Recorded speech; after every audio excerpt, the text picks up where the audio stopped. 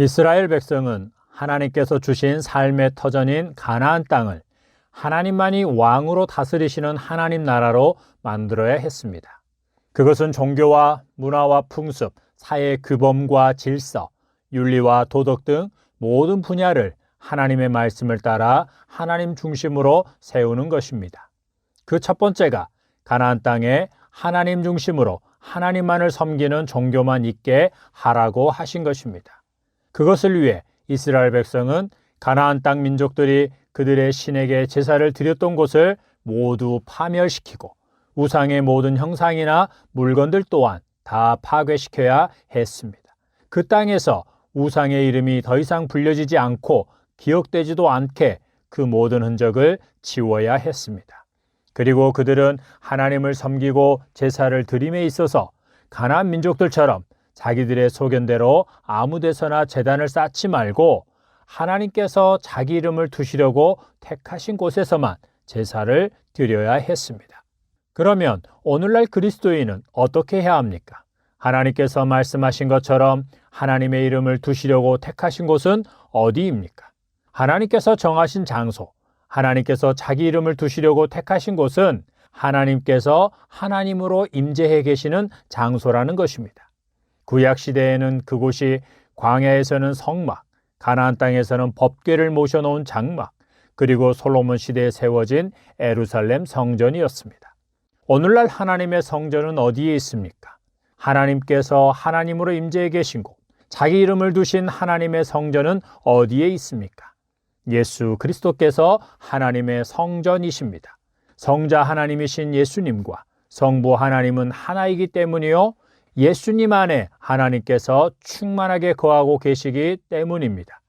예수님께서 오신 이후로는 예수님만이 하나님의 성전이요, 예수님 안에 속한 자들만이 하나님의 성전입니다. 그러므로 하나님께서 정한 곳에서만 예배를 드리라는 말씀은 성전으로 오신 예수님 안에서만 예배를 드려야 한다는 것입니다. 그 예배만을 하나님께서 받으신다는 것입니다. 그러면 예수님 안에서 예배를 드린다는 것은 무엇입니까? 예수님께서 세우신 예수님의 교회에 속하여 그곳에서 하나님께 예배하는 것입니다. 예수님의 교회는 마태복음 16장에서 베드로가 주는 그리스도시요 살아계신 하나님의 아들이시니다 라고 고백한 신앙 고백 위에 세워진 교회입니다. 그 고백은 첫째, 예수님을 하나님께서 하나님을 반역한 죄인들의 구원을 위해 보내신 유일한 구원자로 알고 믿는 것입니다. 둘째, 예수님을 살아계신 하나님의 아들로 믿는 것인데, 그것은 요한복음 20장 28절에서 도마가 부활하신 예수님을 만나 나의 주님이시오 나의 하나님이시니다 라고 고백한 것처럼 예수님을 하나님으로 알고 믿는 것입니다. 그것은 요한복음 1장의 말씀대로 예수님을 창조자로 믿는 것입니다. 이렇게 예수님을 죄인인 나를 구원해 주시는 구원자로, 또한 나의 하나님, 나의 창조자여 내 삶의 주인으로 믿고 고백하는 자가 예수님의 교회에 속하게 되는 것입니다. 예수님의 교회가 곧 하나님께서 거하시는 처소요 하나님의 성전입니다. 예수님께서 오신 이후로는 누구도 예외 없이 예수님께 속한 자, 예수님의 교회에 속한 자들만이 하나님께 참되게 예배할 수 있습니다. 그들은 유형교회인 지역교회에 속한 자일 수도 있고, 지역교회에 속하지 않았으나 무형교회, 우주적인 교회인 예수님의 교회에는 속한 자일 수 있습니다. 그것은 지역교회에는 속해 있으나 예수님의 교회에는 속하지 않은 자도 있다는 것입니다. 지역교회는 하나님의 성전이 아닙니다.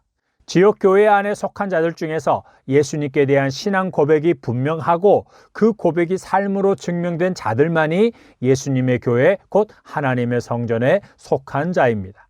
그러므로 예수님께 속한 자가 되어 하나님께 예배를 드리기 위해서는 내 안에 있던 모든 우상과 우상의 흔적을 지우고 오직 예수님만을 구주와 삶의 주인으로 나의 창조주로 모시고 살아가야 합니다. 그리고 성도의 교제를 나누고 서로의 것을 나누어 주며 섬김으로 예수님의 교회를 예수님의 수준까지 자라가게 하는 것입니다. 예수님 안에서 하나님께 예배할 때 조심해야 할 것은 불신자들이 우상을 섬길 때 행하는 종교 의식들을 모방하거나 그런 의식 중에 하나라도 하나님을 예배하는 데 사용하지 않는 것입니다. 그 모든 것들은 하나님께서 꺼리시며 가증히 여기시는 것입니다. 그들은 우상을 달래고 감동시켜서 자기들이 원하는 것을 얻고자 제물을 바치고 자기 몸을 혹사시키는 등 갖가지의 종교의식을 행합니다. 그것들은 신에 대한 그들의 충성과 헌신을 표현하는 것이기도 합니다. 그러나 하나님께서 자기 자녀들에게서 받기 원하시는 예배는 그런 것이 아닙니다. 이방 종교처럼 하나님께로부터 땅의 복을 얻어내기 위해 고상하게는 하나님께 자기의 믿음과 사랑과 충성을 표현하기 위해 헌금과 봉사와 헌신 등의 여러 종교적인 행위를 원하시는 것이 아니라는 것입니다. 우리가 매 주일 드리는 예배가 예수님 안에서 드리는 예배, 곧 영과 진리로 드리는 예배가 되려면 이것만 있으면 됩니다. 자기 삶에 대한 절대 감사, 무조건적인 감사, 말씀대로 순종하지 못한 삶에 대한 회개, 그리고 예수님의 말씀대로 순종하며 살겠다는 결단과 기도가 있으면 충분합니다. 오늘날 교회들이 성도들의 믿음과 직분자의 자격을 평가하는 예배와 종교적인 행위를 기준으로 보면 사도들과 초대교회 성도들, 그리고 수백 년 동안의 로마의 핍박과 1000년 이상의 로마 카톨릭의 핍박 아래서 성도들이 드렸던 예배는 무엇입니까? 어떤 예배입니까? 단언컨대 하나님 아버지와 우리 주 예수 그리스도께서는 그 성도들의 예배만을 받으셨습니다. 우리는 공적인 예배에서 한 걸음 더 나아가야 합니다. 하나님께서는 죄와 사망에 매여 사탄 마귀의 종으로 살던 우리를 하나님만 예배하는 자가 되게 하기 위해 자녀로 삼아주신 것입니다. 하나님께서 우리를 자녀로 삼아주신 것은 시간과 장소에 구애받지 않고 상황이나 환경을 초월하여 예수님 안에서 언제 어디서든지 하나님께 참되게 예배하는 자들, 곧 영과 진리로 예배하는 자들이 되게 하시기 위함이었습니다. 이제는 누구든지 성전이신 예수님 안에서만 분명한 신앙 고백을 통해 예수님의 교회에 속한 자들만이 하나님께 예배할 수 있습니다. 영과 진리로 드리는 예배는 하나님의 자녀들만 드릴 수 있는 것입니다. 그런데 하나님께서는 자기 자녀들이 정해진 장소에서 정해진 날에만 예배하는 자가 아니라 예배하는 삶을 사는 자, 하나님을 찬송하고 경배하는 삶을 사는 자들이 되기를 원하십니다. 이방 종교처럼 정한 장소, 정한 날에 가서 종교의식과 종교활동을 하고 돌아오는 식이 아닙니다.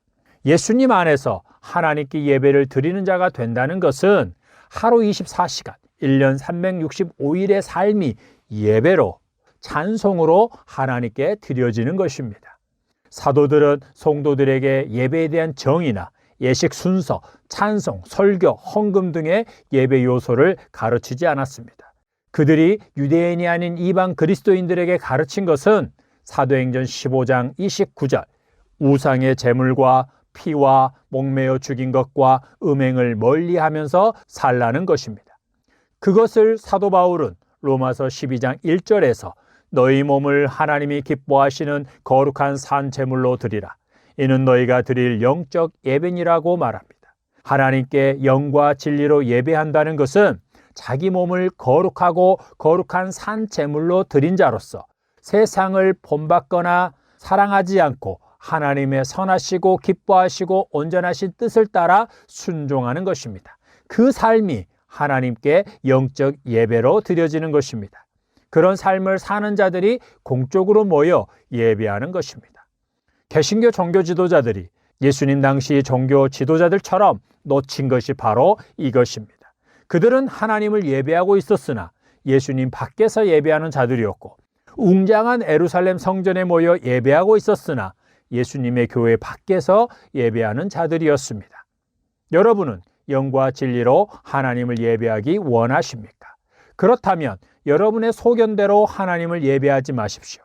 하나님께서 정한 곳에서 정하신 규례와 법도를 따라 예배하십시오. 하나님께서 정하신 곳은 예수님입니다.